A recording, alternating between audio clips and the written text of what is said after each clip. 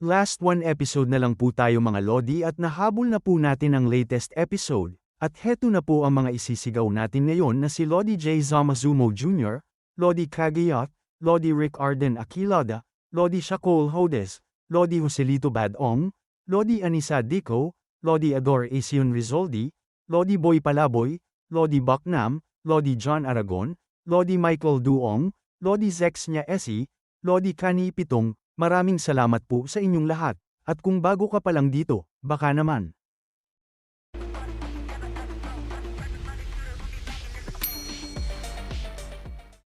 Ika-147 kabanata sa pagpapatuloy. Sinabi sa kanila ni Jeoksaeng na nakatingin sa ibaba na may hindi masayang muka na ang totoo, para matapos na ang digmaang ito. Wala na tayong ibang magagawa kundi sumuko. Na makikita ang mga elder na nagulat sa kanilang narinig. Napatayo ang mga ito habang sinisigaw ng anak ng sect leader na ang sinasabi mo ay walang katuturan. Dagdag pa ng isa na hindi ko magagawa yan kahit kapalit pa ang buhay ko. Pakiusap, mag-isip tayo ng ibang paraan. Mahinahong sinabi ng ating bida sa anak ng sect leader na bakit hindi ka nalang tumahimik at makinig hanggang dulo. Niligtas ka niya, tapos iniisip mong may karapatan ka na sa tulong niya. Sumagot ito ng pasigaw sa kanya na ano ang pinagsasabi mo. Ang kapal naman ng mukha mo. Sumigaw ang sect leader na tama na yan. Anong klaseng asal yan? Para sa mga tagapagligtas natin. Na napatingin sa kanya ang kanyang anak sa kanya habang nakapikit lang si Jeoksaeng habang ang ating bida ay may naiinis na muka. At pagkatapos sinabi pa niya na Ginoong Jeok, talagang wala na bang ibang paraan? Napatingin ito sa sect leader na may gulat sa muka na sinabi sa kanya na sa totoo lang. Meron naman, pero hindi ako gaanong sigurado rito. Muli na namang sinabi sa kanya ng sect leader na hindi na mahalaga yan. Sabihin mo na lang sa amin. Nakinig sila kay Jeoksaeng habang sinasabi niya na ang kailangan ay ikaw mismo ang lumaban kay Cheon Wumyong, ang pinuno ng Iron Sword Squad. Nagalit ang anak ng sect leader na mabilis na atakihin si Jeoksaeng habang sinasabi niya na ano. Hayop ka! Naging mabait kami sa'yo dahil matalino ka, pero naglalakas loob kang kausapin siya ng ganyan. Mabilis namang hinarang ito ng ating bida na sinabi niya na hangal ka talaga. Nagpalabas ng enerhiya si Jinmu at isang pinigilang unggol ang sumabog kung saan-saan. At si Wan Wonho ang anak ng sect leader, na pinakamalapit sa kanya, ay hindi nakayanan at napaluhod. Sinabi ng ating bida sa kanya habang nakaluhod na kahit pa kabilang ka sa hindi ortodoksong murim, dapat alam mo na hindi mo dapat itutok ang espada mo sa taong nagligtas ng buhay mo. Tinignan siya ng ating bida ng kakaiba na sinabi niya na kayo itong hindi makaisip ng matinong solusyon, tapos naglalakas loob pa kayong sisihin siya sa mga pagkukulang nyo. Na makikita ang muka nito na napangiwi sa tindi ng presyon ng ating bida na umuungol sa hirap. Si Wan Gonghu ay pinahinto ang matinding tensyon. Na sinabi niya na tama na. Ako na ang hihingi ng tawad para sa kanya, kaya pakiusap, tumigil ka na. Na nakatingin lang ang ating bida sa kanya na walang masabi. Nang magalang na hilingin ni Gong Huwon, tumalikod ang ulo ni Jinmu na tila ayaw man lang tumingin sa kanya. Huminga ng malalim si Gong Hu at sinabi sa lahat na lumabas na kayong lahat. Dagdag pa niya na pakiusap, magpahinga na po kayo, Ginoong Jeok.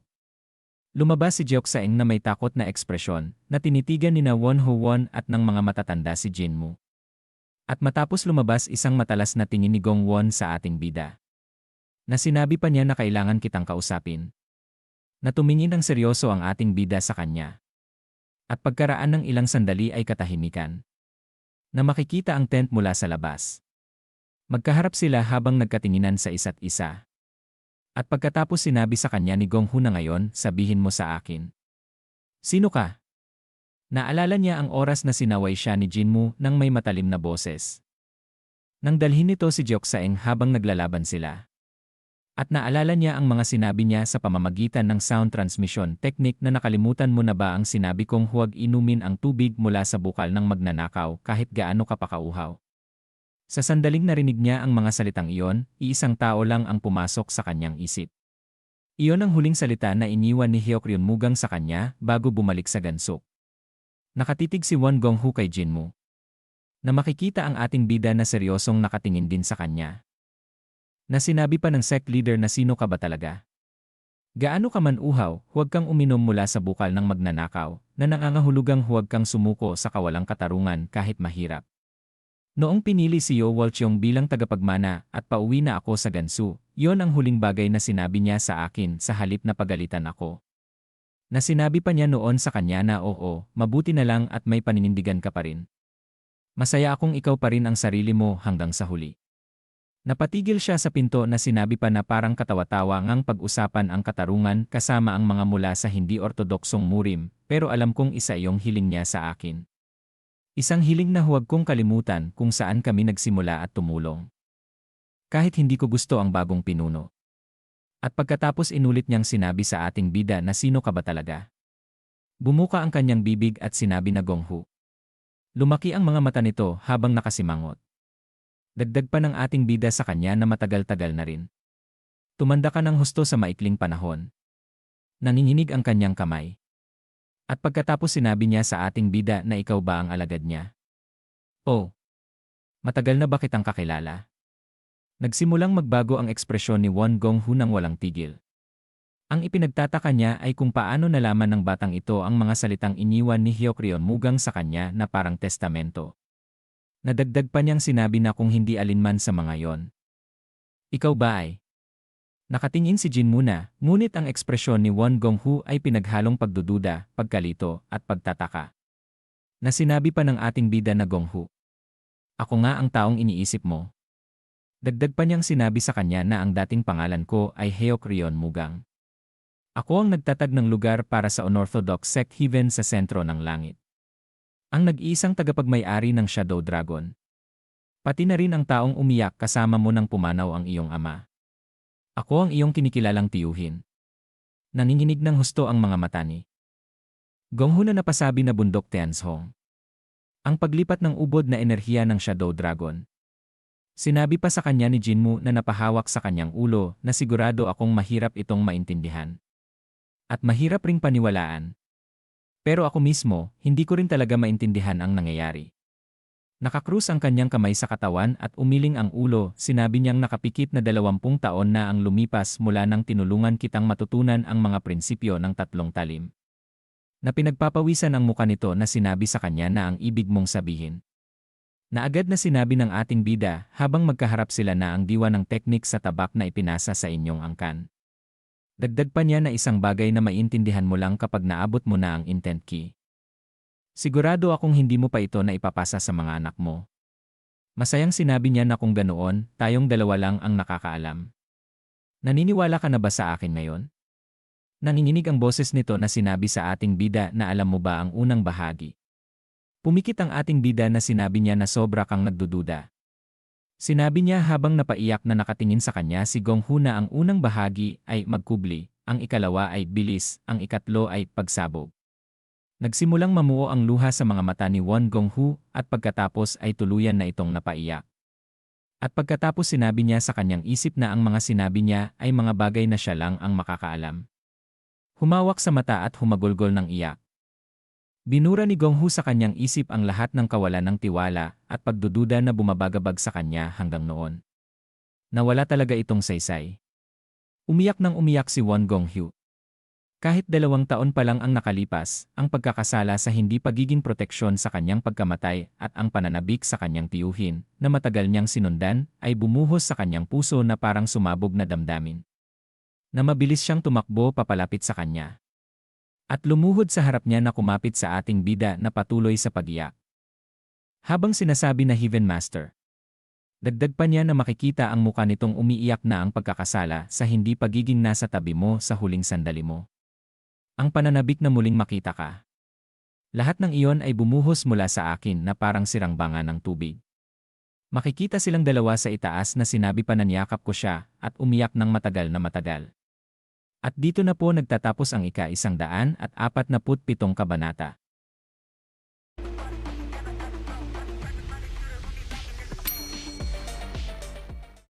Ika-148 kabanata sa pagpapatuloy. Nakaupo na sila sa isang lamesa na sinabi pa sa kanya ni Gonghu habang pinupunasan ang luha sa mata na hindi ako makapaniwala. Alam kong maraming kakaibang pangyayari sa Jianghu. Pero kamangha-mangha ang ginawa ni Wu Myong. Na nakapikit na masayang sinabi ng ating bida na sino ang mag-aakalang iyon pala talaga ang immortal na halaman. Sinabi pa sa kanya ni Gonghu na makikita ang ating bida na gayunman, para mapasa iyo ang katawan ng isang alagad ng Wudang sect siguradong hindi naging madali. Sumagot ang ating bida na siyempre, lalo na't may 6 yang innate core energy, at kung ano-ano pang lakas. Sinabi pa ng ating bida sa kanya na pero, medyo nasanay na rin ako kasi matagal ng isang Taoist ang katawang ito. Hindi makapaniwala na sinabi sa kanya ni Gonghu na grabe, ang lala naman yan. Paano ka nabuhay sa ugali mong yan? Masayang tumingin ang ating bida sa kanya na sinabi na gusto ko sanang bugbugin lahat noong una, pero mukhang nasanay na rin ako. Ngayon, may ilang magagandang alaala na rin ako. Nakatingin sa kanya si Gonghu at sinabi na sa totoo lang, kahanga-hanga talaga si Jeoksain. Dumating ka ba rito na alam mo na ang sitwasyon, Heaven Master? Tumugon ang ating bida sa kanya na hindi ko alam na may gulo kayong ganito. Dagdag pa niya sa kanyang isip na hindi ko rin alam na ganoon kagaling si Jeoksain. Sinabi pa ng ating bida sa kanya na sa totoo lang, nag-aalala ako. Walang paraan na basta na lang susuko si Cheon Wumyong na iyon. Natumugon sa kanya si Gonghu na hindi mo siya pwedeng basta sisihin. Naniniwala siyang ang ginagawa niya ngayon ay isang pagpapakita ng katapatan sa iyo. Dagdag pa niya sa ating bida na kaya kasalanan mo rin. Na napatihim naman ang ating bida. At pagkatapos seryosong sinabi niya na ano ang dahilan at tinalikuran mo ang unorthodox sect, Heaven. Makikita ang bibig nito na sumagot na hindi ko inakalang aabot sa ganon si Yo Wolcheong. Pagkatapos mong mamatay, naging kapos kami sa pera. At baka kaya siya naging sobrang sakim. Gagawin niya ang kahit ano basta may kapalit na pera. Nagulat ang ating bida sa kanyang narinig na napasabi sa kanyang isip na teka, bakit sila kapos sa pera? Impossible. Ang daming kayamanan sa sikreto. Hindi na niya ito na ituloy ng mapagtanto niya na tama. Hindi ko sinabi kanino man kung paano buksan ang kayamanan. Dagdag pa niya sa kanyang isip na ang henyo ng si Fang Yuchiok ang gumawa nun. Kaya sigurado akong hindi nila yon mabubuksan. Dagdag pa niya sa kanyang isip na pero may isa pang taong nakakaalam kung paano ito buksan, at ang taong iyon ay si Cheon Wumyong. Kung hindi niya binuksan kahit nagipit sa pera. Iniisip ba niya na ako lang ang may karapatan sa lahat ng yaman? Pagkatapos sinabi sa kanya ni Gonghu na sa kahit anong paraan, sinimulan niyang labagin ang mga patakaran na ikaw mismo ang gumawa dahil sa kasakiman niya. Dagdag pa niya na nagsimula siyang humingi ng sobrang laking halaga ng pera mula sa mga tauhan ng unorthodox sect Heaven at pati na rin sa mga mas maliliit na sekta, angkan, at maging sa mga gang sa mga eskinita. Dagdag pa niya na ikinagulat ng ating bida na pati human trafficking pinasok niya, at pumapatay pa siya ng tao para lang sa pera. Na napasabi ang ating bida na ano. Biglang dumilim ang ekspresyon ng muka ng ating bida nang sabihin pa sa kanya ni Gonghu na pinalawak ng Black Warriors Union ang kanilang mga sugalan at kinulimbat ang pera ng mga sibilyan. Pati ang Green Forest at mga base sa tubig, pati gamit ng gobyerno ay kinuha pa nila. Na napasabi ang ating bida na pati mga tulisan kasali rin. Sinabi pa sa kanya ni Gonghu na nangyari ang lahat ng to sa loob lang ng 2 taon. Ang dami nang nagbago. Kinausap ko na ang mga nakatatanda ng paulit-ulit pero ayaw pa rin nilang makinig. Ibinuka ang mga kamay niya habang sinasabi pa niya na pero ang galing at nandito ka na ulit. Dagdag pa niya na Heaven Master, pakiusap. Ibalik mo kami sa tamang landas. Ngunit umiling si Jinmu. At sinabi na hindi. Na nagulat si Gonghu na napasabi na ano yon. Napatayo siya na malakas na sinabi sa ating bida na pero tuluyan nang babagsak ang unorthodox sect Heaven kung magpapatuloy ito. Dagdag pa niya na ang mga mas maliliit na sekta ay tumatalikod na sa atin dahil hindi na nila kinakaya ang mga bayarin. Makikita ang muka ni Gonghu na malakas na sumisigaw na babalik tayo sa dati kung kailan lamang na naman sa atin ang Orthodox Murim Alliance. Mahinahong sinabi ng ating bida sa kanya na alam kong mangyayari yon. Ngunit hindi pa dumarating ang panahon. Sinabi pa ng ating bida sa kanya na Gonghu, mahina pa rin ako. Na muli na namang sinabi sa kanya nito na anong ibig mong sabihin. Nabuhay ka na ng buong buhay bilang isang mandirigmang martial artist. Kung kulang ka sa internal energy, gagawin ko ang lahat para makakuha ng himalang gamot para sa'yo. Malungkot na tumugon sa kanya ang ating bida na maganda sana yon, pero hindi na ako nagkukultivate ng Shadow Dragon Core Energy ngayon. Ang kino-cultivate ko na ay ang 6 yang innate core energy. At ang mga himalang gamot o halamang gamot ay magpapalakas lang ng aking Taoist ki. Dagdag pa niya habang nagulat si Gonghu na bukod doon, hindi lang naman ang unorthodox sect heaven ang gusto ko. Na napasabi ito na paumanhin? Na sinabi ng ating bida habang nakakrus ang kamay sa katawan at ang kanyang mga binti na hindi ko balak pamunuan lang ang unorthodox sect heaven. Ang balak ko ay tumayo sa itaas ng buong murim. Hindi makapaniwala sa kanya si Gonghu na ito ay nakatingin sa kanya. At dahang-dahang lumapit sa ating bida. Sinabi niya habang inilagay ang kamay niya sa noo ng ating bida at ang isang kamay ay sa kanyang noo na nagkakaroon ba ng masamang epekto ang immortal plant. Naiinis ang ating bida na sinabi sa kanya na gusto mong mamatay. Alisin mo yung kamay mo sa akin. Napasigaw ito sa kanya na hindi ko talaga alam kung nasa matinong pag-isip ka pa. Ang tuktok ng murim. Anong klaseng kalokohan yan? Natumugo ng ating bida sa kanya na makikita ang ugat sa muka na naiinis na ni kaunti, hindi ka ba naniniwala sa akin? Natumugo nito sa kanya habang nasa gilid ang mata nito na ang totoo kasi. Na sinabi pa sa kanya ni Gonghu na makikita na kumikinang ang ating bida na kung ganyan ka tumingin sa akin. Parang apo na kita. Ngumisi ang ating bida na ganun ba? Dagdag pa niya habang naglalabas ng enerhiya ang ating bida na mukhang nakakalimot ka na, matagal-tagal na rin mula nung huling bugbog mo, ano? Na nakatingin sa kanyang kamao si Gonghu na sinasabi na patawad. Na sinabi pa ng ating bida sa kanya na kung tama ang pagkakaalala ko. Nung huli mo akong tiningnan ng masama, 3 buwan kang di makabangon at dumudugo ang dumi mo, di ba? Dagdag pa ng ating bida na naglalabas ng itim na enerhiya habang papalapit kay Gonghu na sobrang tagal na simula noon. Na napasabi si Gonghu na Heaven Master. Sa tingin ko, unahin muna natin ayusin ang sitwasyon kay Cheon Wumyong. Nang makita si Jinmu na kinuyom ang kanyang mga kamao na may buong ngiti sa kanyang mukha, naramdaman ni Won Gonghu ang pagtaas ng balahibo sa takot. Na sinabi ng ating bida na tama ka. Pero hiwalay na usapin yan. Susuntukin na siya ng ating bida habang masayang sinabi na mukhang kailangan mo munang makatikim ng suntok. Makikita ang langit sa labas sinabi niya sa kanyang isip na makakatulong to para maalala natin ang nakaraan. Sumapit na ang kinabukasan. Na makikita ang malawak na lupain na kanilang pinaglalabanan. Nakaluhod ang anak ni Gonghu sa kanya sinasabi sa kanya na ama. Kalokohan na to. Bakit mo na naman to ginagawa? Pakiusap, patayin mo na lang kami. Mula sa likod niya ang ating bida tinutuya siya na sinasabi mula sa sound transmission technique na hindi mo siya pinalaki ng maayos. Puro patayin mo na lang ako ang sinasabi. Grabe naman. Na naiinis si Gonghu na sinabi sa kanyang isip na palibhasa, ni minsan, hindi ka pa nagkakaanak. Sinabi ni Gonghu sa kanyang anak na paulit-ulit ko nang sinasabi, kailangan kong magpakita rito para lumantad si Cheon Wumyong. Dagdag pa niya na kapag namatay ako, si Ginoong Jeok ang papalit bilang komandante. Ito ay isang utos. Na napasabi ang kanyang anak sa kanya na ama iyon ay sobra naman. Na makikita si Jeok Saeng sa likuran na pinagmamasdan ng kanyang katabi. Pagkatapos isang tagaulat ang dumating at inulat na pinuno ng sekta. Paparating na ang Iron Sword Squad. Na nagkatinginan ang ating bida at si Gonghu ng tahimik. At ibinaling ang kanyang ulo sa unahan na sinabi sa kanyang isip na tara na, oras na para kumilos. At oras na para makipagkita kay Cheon Wumyong. Nang sumunod si Jinmu kay Won Gonghu na humakbang pasulong nagulat ang dalawa nang makita nila ito. At dali-daling nagpadala ng sound transmission sina Tang Seryeong at Won Ahm na may naguguluhang tingin sa kanilang mga mukha. Sinabi ni Tang Seryeong na teka, bakit sasama ka sa kanya? Sinabi naman ni Won Ahm na bakit ikaw ang gumagawa nito?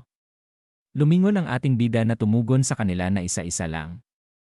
Masyadong maingay. Sinabi sa kanya ni Tang Seryeong sa sound transmission na alam mo ba kung anong klaseng tao si Cheon Wumyong? Kahit ang ama ko mahihirapan laban sa kanya. Nakangiti sa kanya ang ating bida na tumugon na huwag kang mag-alala. Walang masamang mangyayari. Nasa gitna na sila na sinabi ni Gonghu na Heaven Master. Sigurado ka bang magiging ayos lang? Alam mo kung gaano siya kagaling. Natumugon ang ating bida sa kanya na syempre alam ko. Kaya nga sasama ako sa'yo. Tumingin sa gilid si Gonghu sinabi sa kanya na pasensya na pero hindi naman ganon kasakit ang palo mo. Wala ka na sa katulad ng dati mong sarili. Dagdag pa niya na sa tingin ko, mas mabuting ipakita mo na ang sarili mo sa kanya. Natumugon sa kanya ang ating bida, habang nakatingin ang mata sa itaas sinabi niya na yan ang pinakamadaling paraan. Dagdag pa ng ating bida na nakaharap sila sa mga kalaban na pero magkaiba kayo ni Cheon Woo-myung. Dagdag pa niya na makikita ang anino nito mula sa gitna ng mga Iron Sword Squad na ikaw ay talagang nag-isip pero siya hindi. Na makikita si Cheon Woo-myung na seryosong nakatingin sa kanila. Na sinabi ng ating bida na naiinis na ako sa kakaisip na ni hindi niya maintindihan kung sino talaga ako. Ipapakilala ko sarili ko. Kalokohan. At pagkatapos pinatigas niya ang kanyang mga daliri habang naiinis. Na sinabi niya na mas kilala ko siya kaysa kanino man. Kailangan muna siyang bugbugin. Na makikita ang ating bida na nakangiti. At dito na po nagtatapos ang ika-148 kabanata.